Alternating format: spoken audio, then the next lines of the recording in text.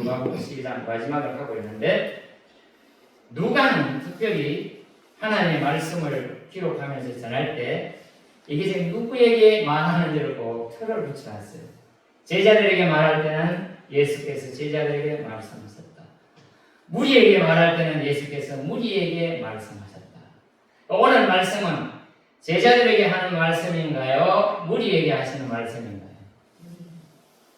네? 무리에게? 글이 나와 있으니까. 무리 속에는 제자들이 있으니까 제자들에게도 말씀하지만 특별히 무리가 여럿이 있는 데서 말씀을 하고 있습니다. 그 무리들은 어떤 부류의 무리들이 있습니까?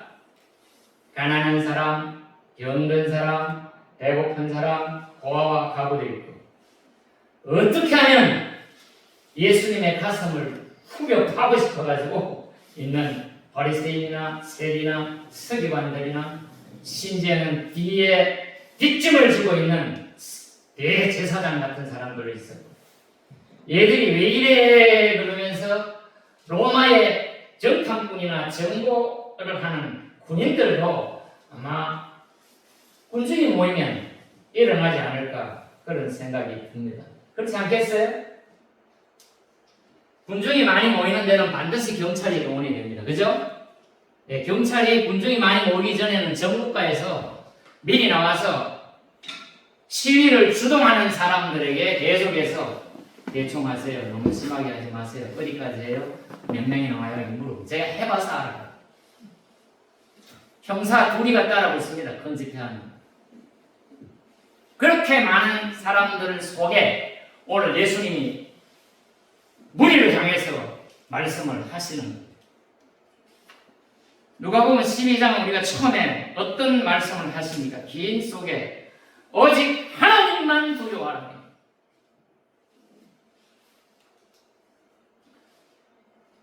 형님 주무세요? 네, 눈 뜨고 주세요. 제가 오해합니다. 지금 눈 감을 때가 아니에요. 누구를 두려워하라고요? 돈이 두렵잖아요. 권세가 두렵잖아요. 기억을 하는지 모르겠지만 첫 번째 누가복음은 뭘 두려워하라? 하나님만을 두려워하라 했습니다. 우리의 두려움의 대상은 세상도 아니고 사람도 아니고 돈도 아니고 권력도 아닙니다. 오직 나의 두려움의 대상은 불꽃 같은 눈동자로 심장 폐부를 다 바라보고 계시는 그 하나님 외에는 우리가 두려워할 사람이 없습니다. 여러분 하나님 두려워하고 계십니까? 하나님이 별로입니까?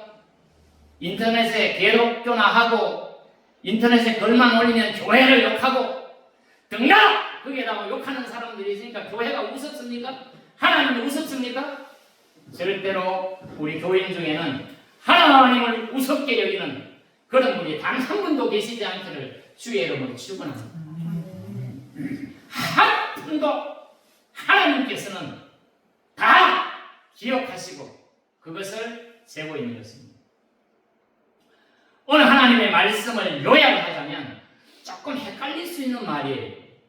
이게 길 가다가 재판하기 전에 화해해가지고 잘 해야지 재판장 앞에까지 가지 마. 재판장 앞에 가면 반드시 구속이야.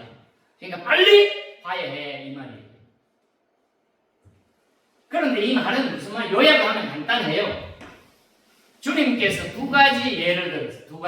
두 가지 예를 들었는데 이스라엘 나라가 지중해 서쪽에 있어요. 지중해에서 뭐가 불어옵니까? 해풍이 불고 그러잖아요. 그래서 서쪽은 낮고 동쪽은 높아요. 그러니까 지중해 바다에서 시원한 바람과 습한 바람이 쫙 불어오면 여지없이 폭우가 쏟아지는 거예요. 그래서 열왕기상 18장에 보면 엘리야라는 사람이 하나님 앞에 기도를 해요. 어떤 상태에서 기도를 하느냐? 너무너무 외로워. 엘리야가 생각하면 자기밖에 없어. 그런데 상대는 너무 많아. 막 850명, 또 450명 이래요. 그래가지고 하나님의 선지자들을 괴롭히고 하나님의 사람들을 우롱을 하는 거예요. 그러니까 보다 안 해가지고 엘리야가 각오를 하고 지금 이스라엘은 엄청난 가뭄이 들어가지고 3년 이상의 가뭄이 다 말라지고 막 말라 비틀어져. 말라 비틀어진 거 봤습니까? 옥수수 대가 올라가다가 말라 비틀어진 건 많이 보잖아요. 그 우리 농사 안 짓더라도 가문 거 다 알잖아요. 그래서 이게 3년이나 됐어. 3년. 시내는 다 말라 비틀어졌어. 곡식이 없어요. 다 굶어 죽게 생겼어요. 그때 엘리야가 바알의 지도자들과 한판을 붙여요. 너들의 신이 진짜인지 우리의 신이 진짜인지 한번 해보자. 신앙이 극심해가지고 그래가지고 바알의 우상을 사는 사람들 한쪽에 다 모으고 그 다음에 하나님의 사람 엘리야가 모았어. 너들이 한번 해봐. 너들이 진짜 신인지 우리 여호와 하나님이 진짜 신인지 한번 대결해보자. 그래가지고 이쪽에다가 불을 피워놓고 바알의 선지자들이 막 광란을 끕니다. 바알이여 불을 내려주세요. 오전이 지나고 오후가 돼도 안 돼. 엘리야가 뭐하냐 너그 신 좋나 보다. 그래가지고 되겠냐 더 큰 소리로 깨워서 바알한테 불을 내려달라 그래라 그랬는데 안 하네. 내가 이제 한번 해볼까? 우리 하나님 여호와한테 한번 해볼까? 그래 봐. 지쳤으니까 몸도 상하고 피도 내고 별짓을 다 해도 불이 안 붙어요. 재물을 안 태워요. 그러니까 엘리야가 나와가지고 엘리야 재물이 여기 있는데 이 재물 도랑에다가 저기 가져가서 물 몇 통을 가져와. 물을 도랑에다가 다 부어요. 불이 붙으려면 물이 들어가면 불 붙기가 쉬워요, 어려워요? 보일러에 불 붙이는 거다 물 한 바가지 끼우면 되겠어요, 안 되겠어요? 그런데 재물 주변에다가 엄청난 물을 갖다 일부러 쏟아부어 놓고 여호와 하나님 이 땅에 비를 내려 주시옵소서.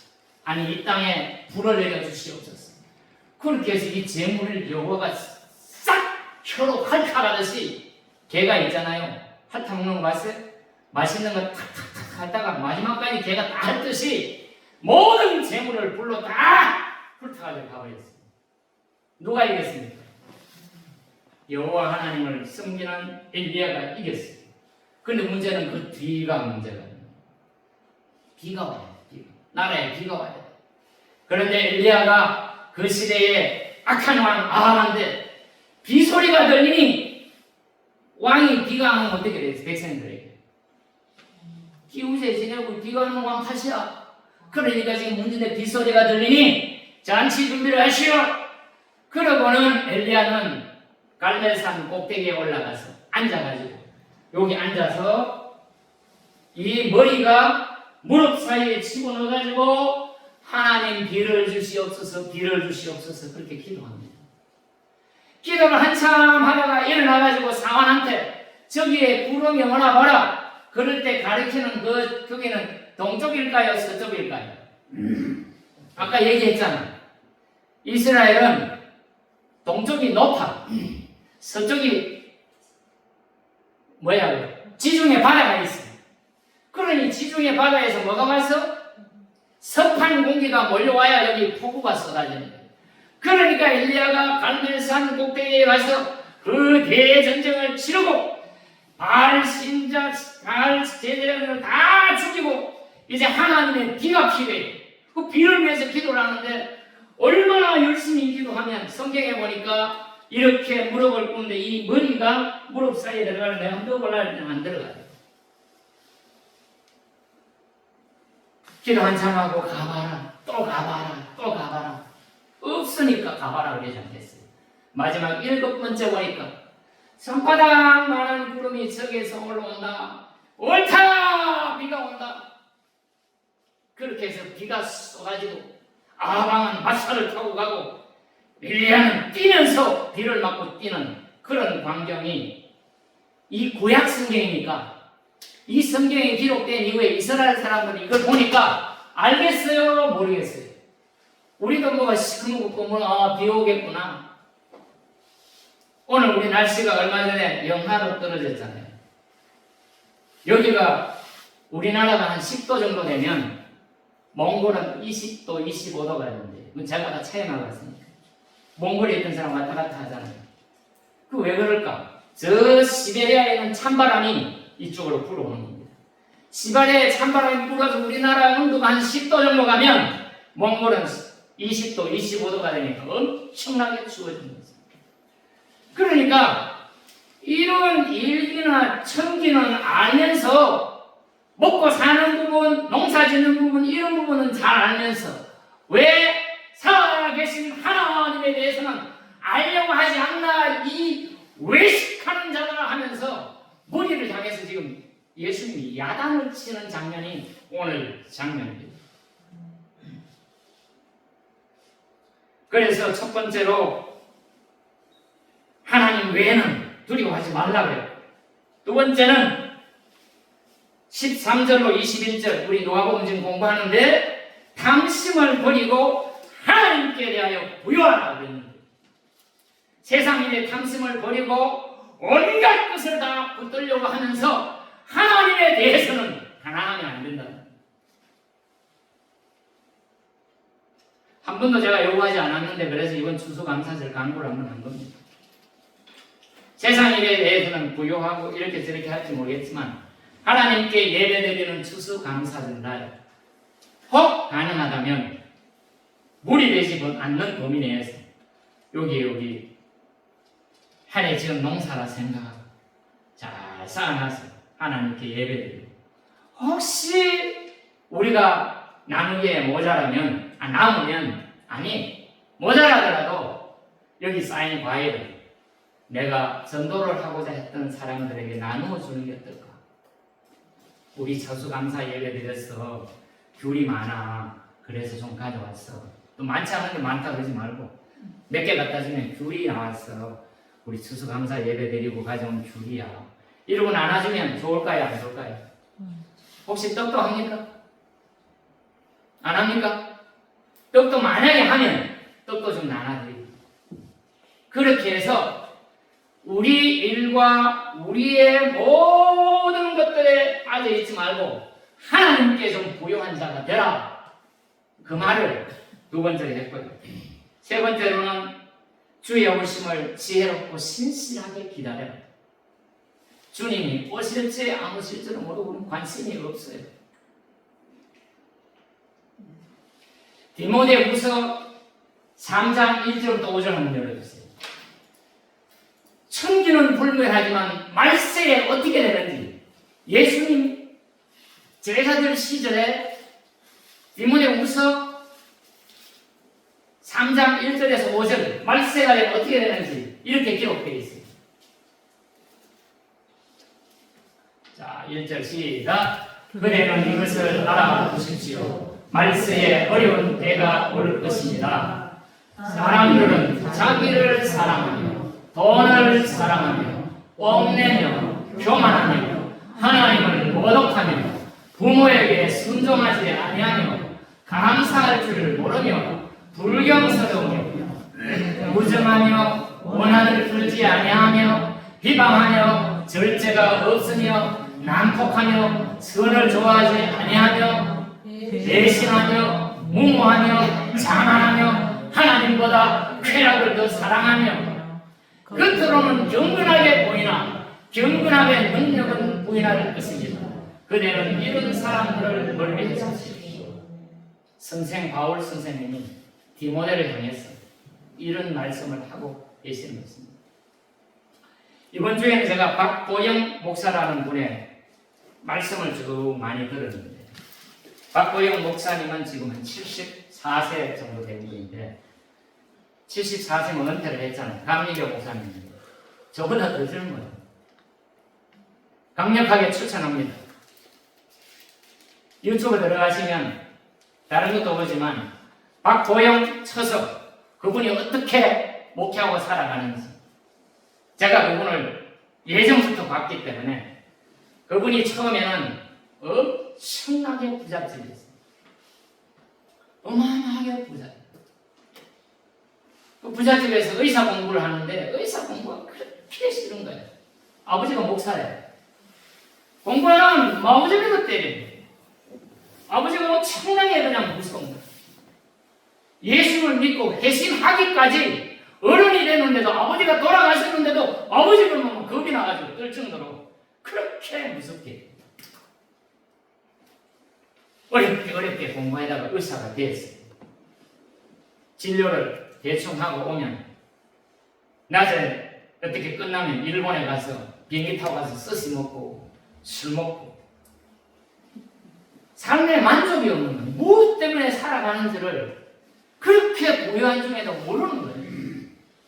그러다가 불치병에 걸리고 불치병에 걸리기 전에 아내하고 이혼하고 자식이 초등학생이 하나 있었는데 그 부분을 가지고 자기한테 많은 비난을 받았다. 내가 네 아들을 책임질 테니 너는 지금부터 떠나서 내 종이 되라. 엄마하고 이혼했는데 엄청난 큰 아파트에 초등학교 애 하나를 놔두고 무작정 나온 거예요. 의사 자격증 버려버려요. 가지고 있는 아파트에 가지고 있는 모든 것 다 처분하고 신학을 하고 목사가 된 거예요. 그런데 저는 몰랐는데 어제 보니까 14년 동안 이분이 주로 하는 사람들이 교도소에 출세하는 사람, 도둑질하는 사람, 폭력배. 자기가 조그만 집을 나중에 안 좋은 형편에 사가지고 아파트도 띄워놓고 맨날 교회 가서 기도하는 거예요. 어느 날 너무 추우니까 오늘은 교회 가서 한번 자야 되겠다 갔더니 방에 가서 자야 되겠다 갔더니 방 속에 애들이 아지트를 찾아 문을 뜯어가지고 들어가가지고 폭력배들이 그 속에 가득 차서 걔들한테 매를 맞고 걔들이 도둑질하고 오면 찾아가가지고 잘못했다 빌고 정 안 되니까 애들을 때릴 수가 없으니까 지게장대기를 갖다 놓고 니들이 나를 때리라 그래서 어스러지도록 애들한테 막 그 불안아들, 고아들, 가난한 사람들, 대소된도 제대로 못 가리는 할머니, 할아버지들 모셔놓고 14년 동안 목회를 하는데 진전이 없는 거예요. 내가 이거 계속 해야 됩니까? 하는. 그런데 최근에는 교회를 많이 만들었어요. 그래서 다락방 교회 그러면 인천에 가면 교회가 있는데 이제는 상당한 수가 모여서 자기 일을 따르는 제자들이 목회를 하면 주로 교도소 출신이나 전과자나 이런 사람들이 가서 제일 약한 곳에 가서 설교하고 이렇게 해서 다 잘 된다 그러는 거예요. 그분이 하는 말씀이 뭐냐면 자기가 의사를 그만두고 방탕한 생활을 그만두고 설교를 제대로 못하고 말도 끄덕끄덕 설교 제대로 못해요. 그렇게 하는데도 그때는 모이면 은혜가 있었고 치료가 있었고 기적이 일어났는데 오늘날은 어찌 된 게 교회가 하나님을 두려워하지 않고 은혜로 상승하고 예전 같지가 않다는 거예요. 그래서 몹시 단식을 하는 거예요. 자기가 이제 조금 편안해지니까 우스갯소리로 그렇게 모든 걸 다 집어던지고 목회를 하고 전철에서 부르짖고 전도하는 사람은 다 자기가 전도하는 사람이라 해도 가언이 아닐 정도로 그런 사람이었는데 자기가 편안에 익숙해지고 돈이 좀 생기고 하니까 불철주야 교회 나가서 기도하고 집회하고 설교하러 다니는데 천둥 번개가 막 치면 자기가 하는 행실이 좀 그래서 겁이 나서 그날 안 나간다고 그렇게 농담을 하시더라고요. 오늘날 교회가 어떻게 되어 있는 상황인지 어떤 분이 꿈을 꾸었는데 그것도 그 박보영 목사예요. 꿈을 꿨는데 부류가 세 부류가 있대요. 세 부류. 흰 옷을 입은 사람들이 그 다음에 새까만 옷을 입어가지고 사람이 얼굴도 안 보일 정도로 너무 새까만 옷을 입어가지고 한 부류가 있고 또 한 부류는 회색 옷을 입은 부류. 누가 봐도 이 흰 옷 입은 사람들은 하나님 앞에 흰 옷 입은 사람들이라고 요한계시록에 많이 나오잖아요. 구원받은 사람인데 시꺼먼 사람은 저 사람은 예수 안 믿는 사람들. 회색 군자들이 뭐니까 봤더니 교회에다 한 발을 올려놓고 세상에다 한 발을 올려놓고 요 사람들이 회색 분자들이거든요.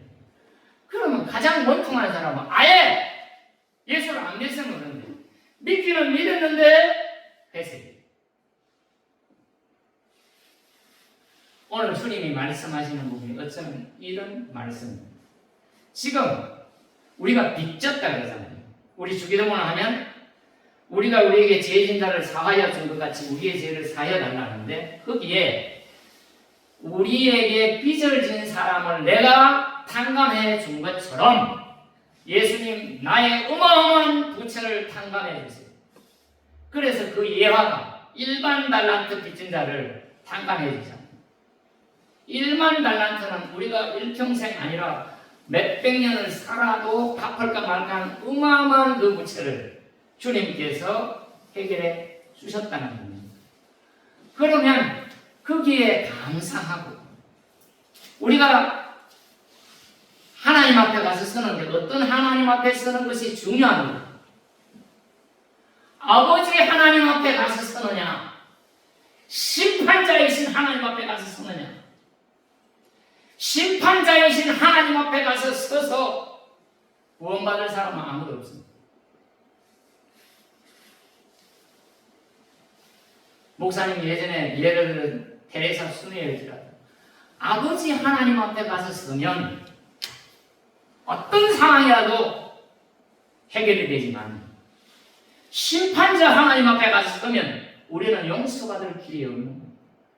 그러니 우리가 죽은 다음에 아버지 하나님 앞에 서고 싶으신가요? 심판자 하나님 앞에 서고 싶은가요? 우리 김혜림 누님 누구 앞에 설래요? 빨리 얘기하세요.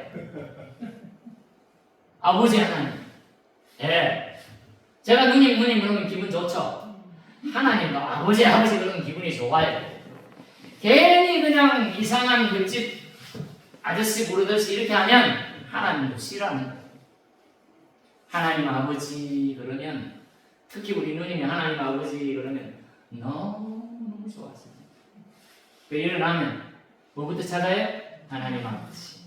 우리 모두 일어나면 심판자 대신 하나님 앞에 서는 것이 아니라 하나님 아버지 앞에 서서 하나님 아버지 앞에 선다는 것은 우리는 예수님께 엄청난 빚을 진 거예요. 아니요 하나님 나 11조도 많이 드리고요. 주일은 빼지 않고요.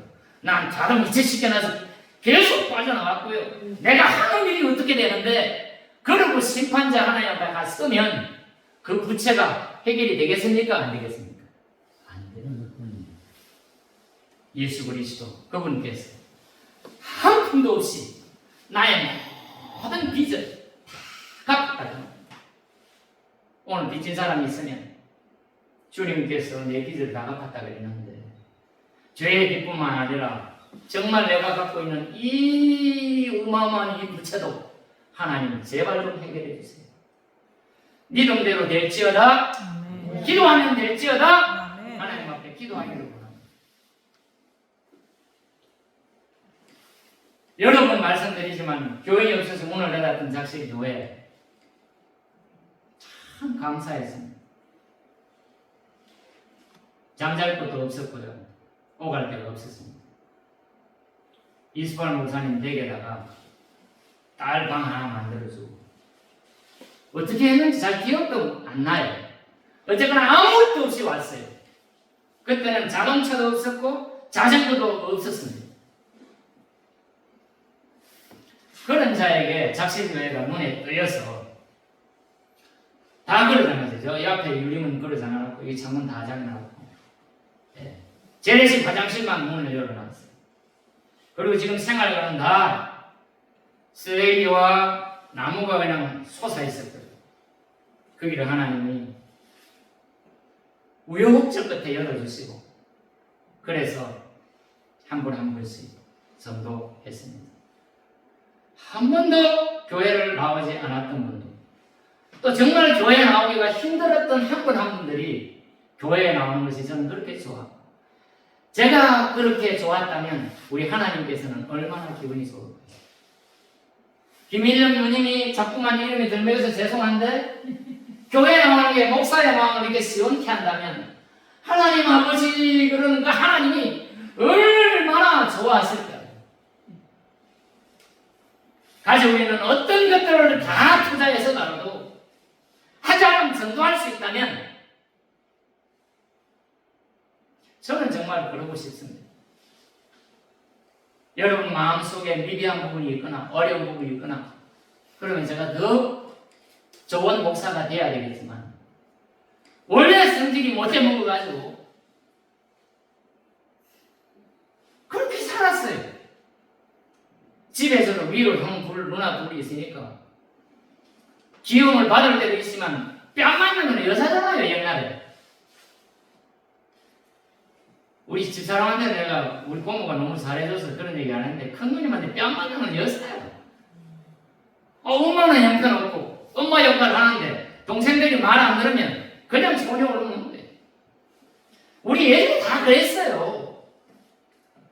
우리 큰아버지 옆에 가가지고 다리 이렇게 떠다 언제 기차에 올라올지 몰라. 생존 경쟁에서 잡초처럼 살아왔습니다. 중학교 졸업하고 부천에 가서 공장 다니면서 야간에 학교 다니면서 거기인들 뭐 편안합니까? 나이 많은 사람들한테 두들기 패면 맞아야 되고 기술 배우려면 아양을 떨어야 되고 성질난 옷을 확 찢어가지고 성질물에다가 더 맞기도 하고 망치로도 맞고 군대에서는 또 어떻습니까? 그러나 이제 그런 어떤 것들은 두려움의 대상이 아니고 조금 불편한 꼴이 있습니다. 오직 나의 두려움의 대상은 누구? 여호와 하나님. 하나님 한 분 외에는 어느 누구도 두렵지 않습니다. 때리면 맞을 수도 있고요. 전도하다가도 맞을 수 있고요. 모함을 당해서 어떤 얘기를 하더라도 감수할 마음이 되어 있습니다. 여러분들도 그렇게 하는 교회에 교인으로 오셨으니 한 사람 한 사람 넉넉한 분들이 만만한 분들이 한 분도 안 계세요. 다 어려운 짐들을 메고 끙끙거리는 이 시기에 할 수만 있다면 그 어려운 한 사람 한 사람을 위해서 기도하는 하나님, 저는 그렇게 합니다. 주 예수 그리스도 김은수를 불쌍히 여겨 주옵소서. 은수야, 내가 저녁마다 너를 위해서 기도하는 거 아니야? 입이 잘 뚫렸다는데 정치인 되게 해달라고 그렇게 하라고 해서 맞는지 모르겠는데 정치인 되려면 말도 잘해야 되지만 하나님은 무서워해요. 하나님은 무서워하지 않아. 하나님은 무서워해요. 여러분 한 분 한 분을 위해서 기도하는데 교회에 안 나오는 분들을 위해서 기도하는데 내 입에서 기도가 힘든 분들이 나타나면 정말 이를 깨물기도 하고 어려운 날이 있기도 합니다. 이 어려운 여건 속에서 교회의 정자벽이 있고 회색 분자들이 교회에 성경책만 왔다 갔다 들고 요즘에 휴대폰이 있으니까 성경책도 안 들고 왔다 갔다 하고 주일이네 교회 가보자 그러고 왔다가 갔다가 이런 신앙을 가지고는 심판자 되신 하나님 앞에 설 가능성이 우리 중에 없다는 보장을 할 수가 없는 것입니다. 우리 모두 정신을 바짝 차리고 아버지 하나님 앞에 가야지 심판자 되신 하나님 앞에 가지 않는 여러분의 주의 이름으로 축원합니다. 아멘. 하나님 아버지, 예수님께서 오늘 우리를 향하여 외식하는 자들이라고 야단치셨는데 우리가 그 야단을 달려받고 나와 무슨 상관이 아니라 주 예수 그리스도만 내 마음속에 굳게 잡고 험악한 이 세상, 진짜가 없다는 이 세상, 진짜 크리스천으로 예배가 기쁘며 찬송이 눈물 나며 감사로 인생을 살아가는 자식을 한 분 한 분 될 수 있도록 주님 은총을 베풀어 주시옵소서. 메말라 있는 우리의 영혼에 세상 뜻으로 가득 차 있는 우리의 마음 속에 성령의 기름을 부어주시사 영적으로 깨어나서 주님께 책망받는 사람이 아니라 칭찬받는 성도가 될 수 있도록 주님 은총을 베풀어 주시옵소서. 예수님의 이름으로 축복하고 기도하옵나이다. 아멘.